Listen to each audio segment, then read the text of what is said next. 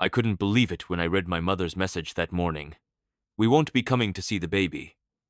My hands trembled as I stared at my phone, the tiny screen suddenly feeling impossibly heavy. Emma, my newborn daughter, cooed softly in her bassinet, unaware of the storm brewing in my chest. I had spent 9 months imagining this moment, the first time my parents would hold her, the first time she'd meet them, but now it was just a hollow expectation, crushed by words that felt sharper than any slap. The house was quiet except for the faint hum of the heater, yet inside, my heart roared with disbelief and confusion. I sank onto the couch, pulling Emma close, inhaling the soft baby scent that always made me feel slightly more grounded.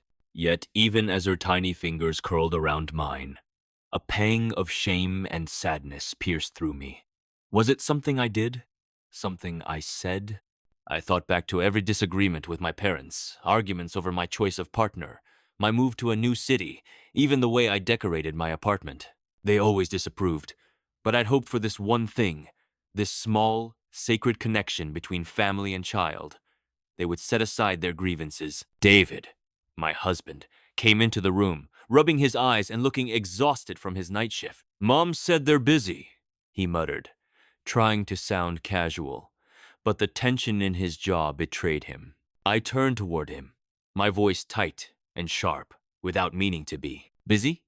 David, we're talking about my parents refusing to meet their granddaughter." "This isn't busy. This is deliberate." He rubbed his temple and let out a heavy sigh, running a hand through his messy hair. I could feel my chest tightening, a suffocating mix of anger and heartbreak, as if the walls themselves were closing in. I remembered my last phone call with my mother, just 2 weeks ago. She had sounded impatient, clipped, dismissing my excitement over Emma's first bath, her first smile, her tiny hiccups. "We'll see her soon," she had said, but now I knew it was empty reassurance, a lie wrapped in politeness. My father had been worse, silent, gruff, distant even over text messages. It wasn't just hurtful, it was humiliating. I felt like a child again, desperate for approval that never came, and now I was facing it as a mother myself, powerless to force the love I craved. I tried to distract myself, focusing on Emma's tiny hands, the way her eyes fluttered open, the soft warmth of her skin against mine. But even as I rocked her, a creeping sense of isolation wrapped around me like a heavy blanket. I glanced around the apartment, noticing the faint smell of baby powder mixed with the lingering scent of coffee David had brewed hours ago. The apartment was our little sanctuary, yet it suddenly felt like a cage. Every coo and yawn from Emma reminded me that life was moving forward, with or without my parents' approval. Yet I couldn't shake the gnawing feeling of abandonment. That evening, I attempted to call my mother again, my fingers hovering over the screen as my heart hammered in my chest. "Hi, Mom. I just wanted to see if you changed your mind," I said, my voice trembling despite my efforts to sound calm. The line rang, then went to voicemail. I felt my chest tighten, my eyes prickling as a lump formed in my throat. I left a carefully measured message, forcing warmth into words that felt anything but genuine. I hung up, feeling the emptiness deepen, the quiet house suddenly louder than ever. Sleep eluded me that night. I lay in the dark, Emma swaddled in her bassinet beside me, her soft breathing a fragile comfort against the pounding questions in my mind. How could they refuse? Why would they deny her this connection? The thought of them holding someone else's baby while ignoring their own granddaughter made my stomach churn with bitterness. I wanted to call, to text, to demand answers. But a voice inside me whispered to wait, to watch, to see what their true reason might be. The next morning, a cryptic text appeared on my phone from my mother. "Some things are better left unsaid for now. You'll understand soon." My stomach dropped as my pulse quickened. I stared at the words, reading them over and over, a mix of dread and curiosity knotting in my chest. What could be so important that they would miss this milestone? I felt a rush of conflicting emotions, shame, anger, confusion, but beneath it all was a flicker of determination. Whatever the reason, I would find out. But things were about to get much worse. The days after my mother's cryptic message felt like a slow, suffocating nightmare. Every time my phone buzzed, my heart jumped, only to sink again when it wasn't her. I tried to focus on Emma, on her tiny smiles and soft gurgles, but even these moments of joy carried an undercurrent of anxiety. David tried to lighten the mood, bringing coffee to my side of the couch or making corny faces to get Emma to laugh. But even his efforts couldn't pierce the shadow looming over our little family. It wasn't just disappointment anymore. It was a gnawing sense that something in our lives had shifted without warning, something I couldn't control. I started noticing little digs from my parents elsewhere, subtler, almost imperceptible if I wasn't paying attention. My Aunt Mary had casually mentioned that my mother said I was unprepared for motherhood, and hinted that my father questioned whether David and I were responsible enough to raise Emma. The words, though secondhand, struck me like a punch in the chest. I had worked tirelessly through pregnancy, endured sleepless nights, and now I was being judged not by strangers but by my own parents. The sting of betrayal, mixed with shame, left me restless and sleepless, every night dragging longer than the last. Trying to bridge the gap, I sent long, heartfelt messages to my mother, explaining how much I wanted Emma to know her grandparents, describing the milestones she had already reached. Each message was meticulously composed, filled with love and hope, yet the replies were sparse and cold. "We're busy," my mother would type, or sometimes she wouldn't respond at all. David would glance at me with worry in his eyes, his hand brushing mine in quiet support. But even he couldn't shield me from the emotional bruises left by the silence. I began to wonder if my parents were capable of change, or if this had nothing to do with Emma at all. One afternoon, while Emma napped in her bassinet, I scrolled through old photos of my parents. I remembered their laughter at family gatherings, the warmth of hugs that once felt unbreakable. Those memories clashed violently with the present, making the rejection all the more painful. I could almost hear my father's gruff voice and my mother's scolding tone echoing through the apartment, a stark contrast to the silence that now filled our home.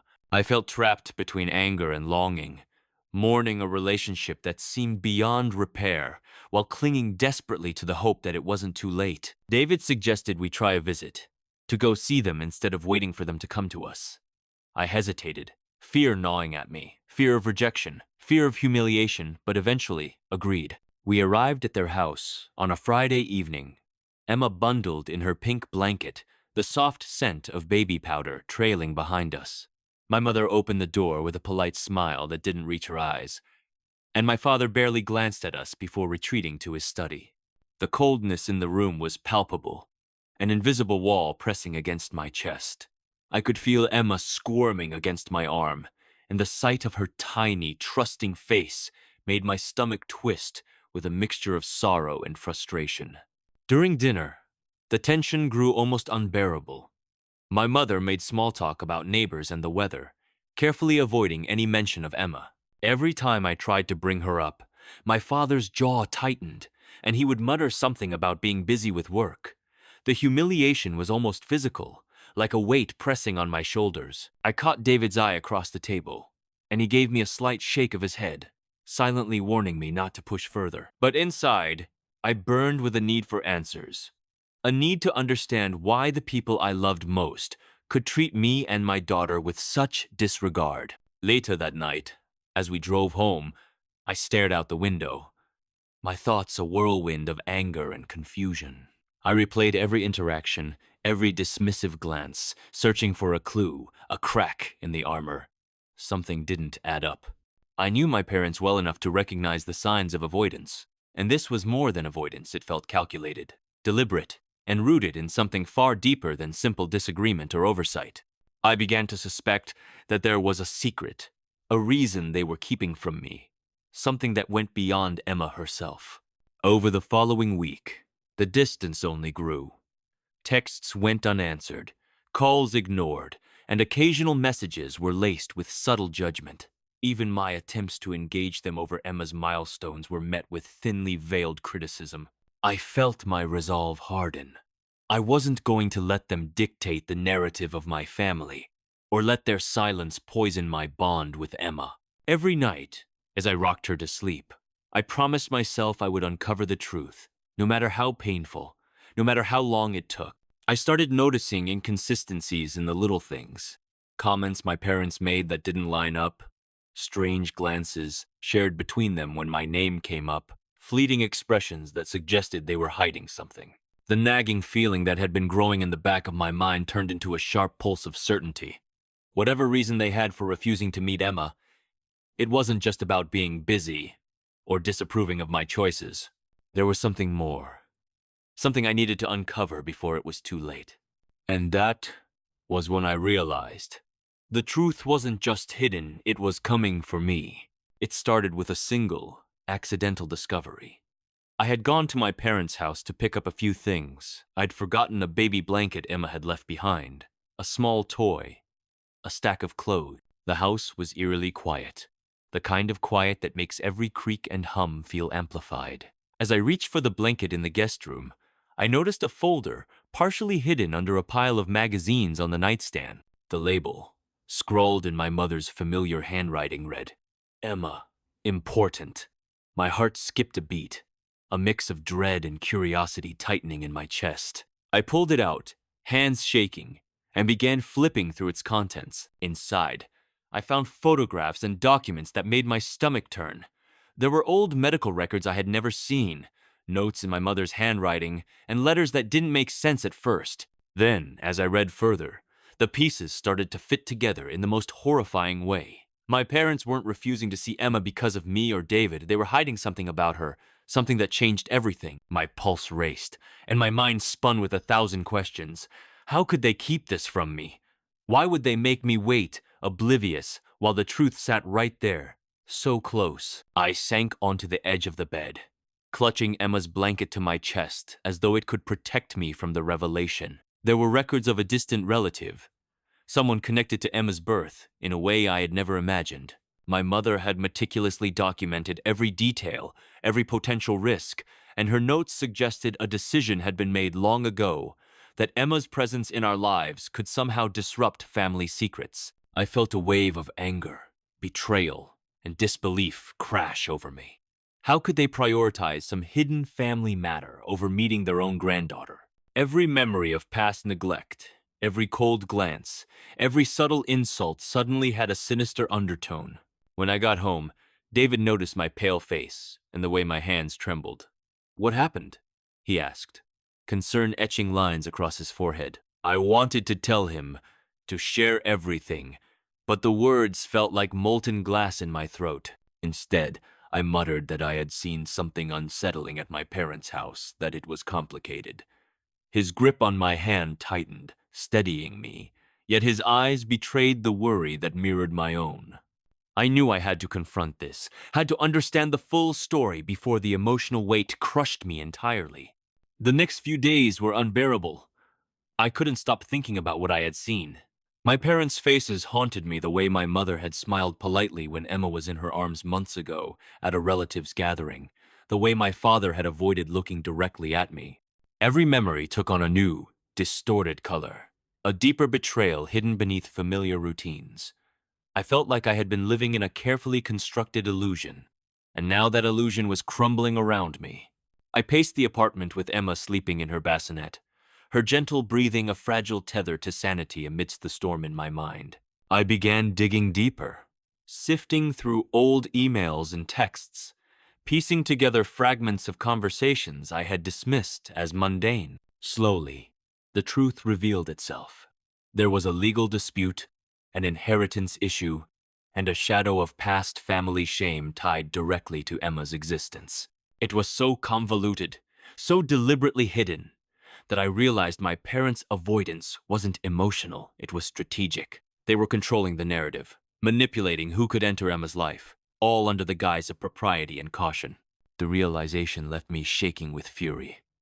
My parents had not just rejected me, they had rejected the very future of my daughter, and for reasons I couldn't yet fully comprehend. I couldn't sleep that night.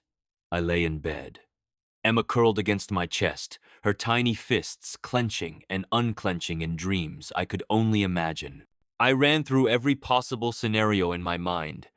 Confrontation, exposure, negotiation. My thoughts spiraled, but amid the chaos, a singular determination emerged. I would not be silenced.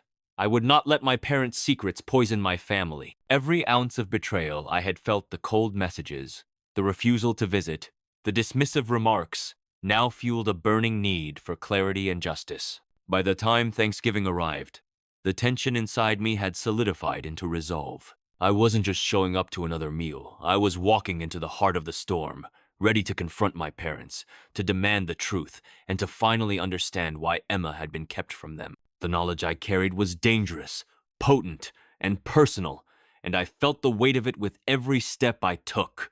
David squeezed my hand, whispering quietly, "We'll get through this together." And I nodded, knowing he was right, but also knowing that nothing would prepare me for the secrets about to unravel. The stage was set. Thanksgiving morning arrived like a storm I could see coming but couldn't avoid. The crisp air outside carried a sharp chill, mirroring the tight knot in my stomach as David and I drove to my parents' house. Emma slept quietly in her car seat, oblivious to the tension radiating from me. Every red light felt like a countdown. Every turn of the wheel, a drumbeat building toward the confrontation I had been preparing for. I clenched my fists in my lap, trying to steady my racing thoughts, picturing my mother's polite smile, my father's cold avoidance, and the folder I had discovered days ago.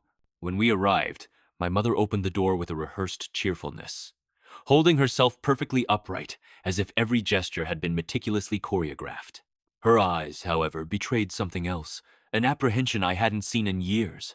My father stood slightly behind her, arms crossed, jaw tight, exuding that familiar, impenetrable distance. The living room smelled faintly of roasted turkey and cinnamon, comforting on the surface.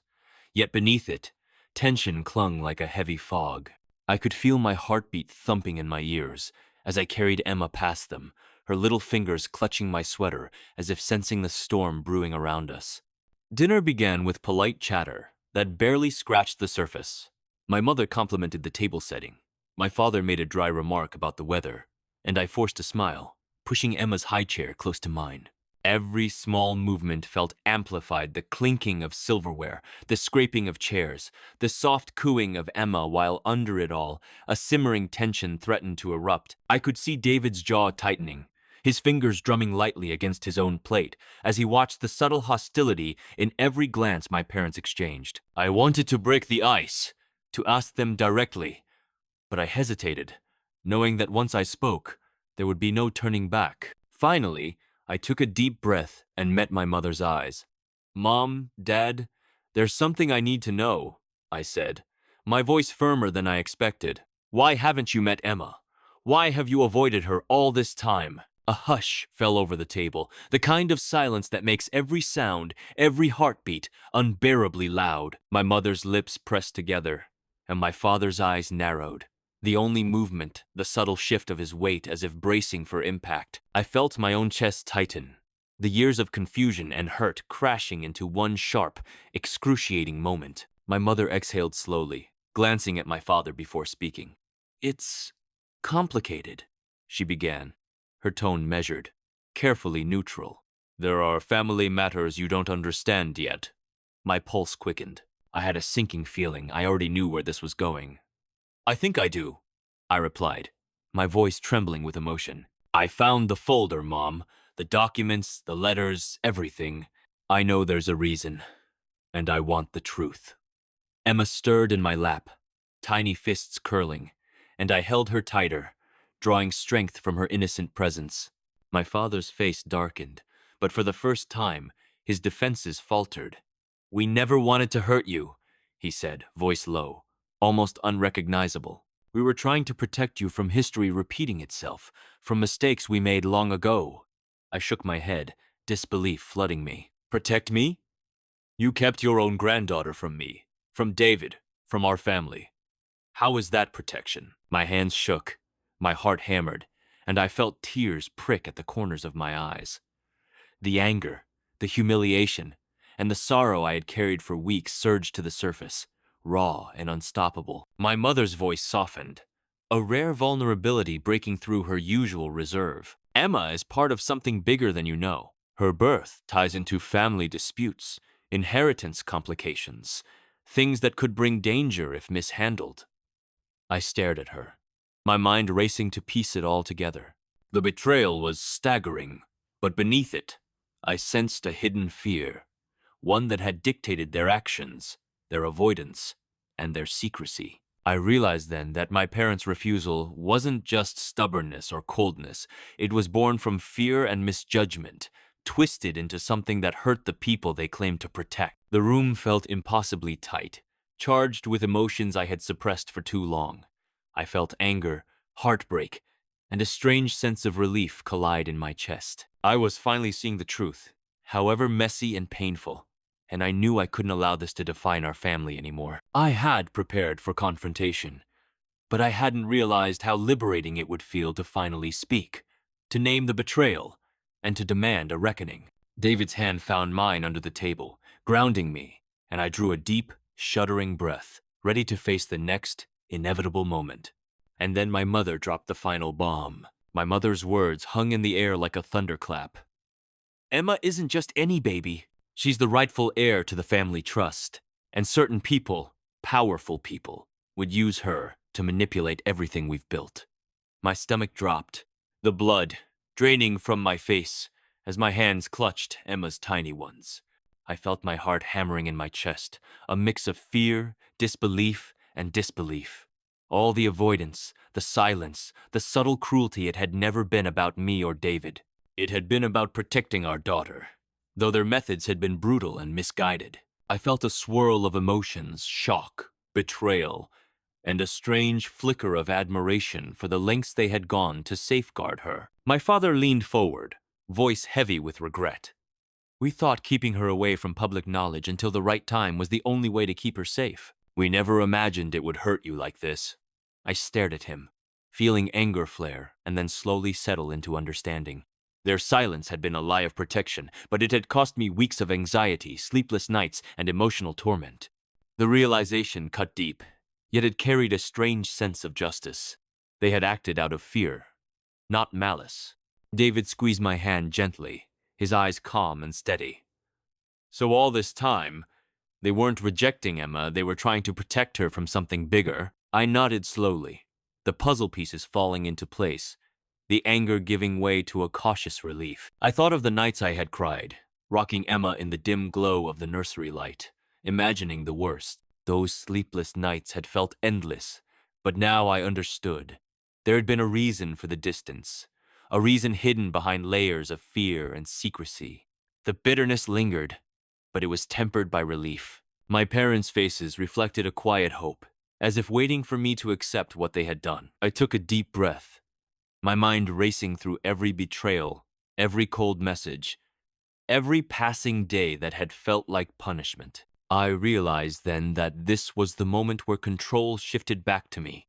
I could choose anger, or I could choose understanding, and in that choice lay my power. Emma stirred in my lap, her tiny fists stretching and curling, and I felt a surge of protective love stronger than any fear or resentment. I would protect her, guide her, and ensure that this family would not be defined solely by secrets and avoidance. And then the final revelation hit, like a lightning bolt splitting the room in two. My mother handed me a sealed envelope, her hands trembling slightly. "This was meant for Emma when she turned one," she said softly. I opened it with a mixture of dread and curiosity, revealing documents confirming that Emma had a claim to a trust, a family legacy that certain distant relatives had tried to manipulate for their own gain. My parents' fears were justified. Powerful people had wanted to use my daughter as leverage. The shock was almost too much to process, but a sense of clarity replaced the confusion that had haunted me for weeks. The injustice I had felt was real, but now I could see the bigger picture. I looked at my parents, their usual stern faces softened by relief and worry. "You were right to protect her," I whispered, voice barely audible, though it carried more strength than I could have imagined. "But you didn't have to hurt me in the process." They nodded, remorse in their eyes, and for the first time in weeks, I felt a tentative connection forming. David leaned closer, whispering, "We've survived this. We'll face whatever comes next together." I felt a warmth spread through me, a mixture of relief, validation, and newfound determination. I had survived betrayal, humiliation, and secrecy, and now I had the power to protect my daughter and our family on my own terms. Thanksgiving ended with a strange, fragile peace. Emma slept in my arms as my parents finally held her, their faces soft with tentative affection, careful not to overwhelm her or themselves. I watched quietly, heart swelling, as the room shifted from tension to quiet celebration. The air was filled with the smell of roasted turkey, cinnamon, and something more, a tentative sense of reconciliation, fragile but real. I realized that the karmic twist had been subtle yet perfect. The truth had come out, the deception revealed, and the family forced to confront their mistakes. As we left that evening, I carried Emma in my arms, the crisp autumn air filling my lungs with a sense of liberation. I felt a calm resolve settle over me. The nightmare of silence and betrayal had ended, replaced by understanding, justice, and a new chapter. My parents' fear had nearly broken us, but it had also revealed truths that empowered me. I looked at Emma, tiny and perfect, and promised silently that I would never let her innocence be compromised again. Sometimes, the worst betrayals lead to the most profound clarity.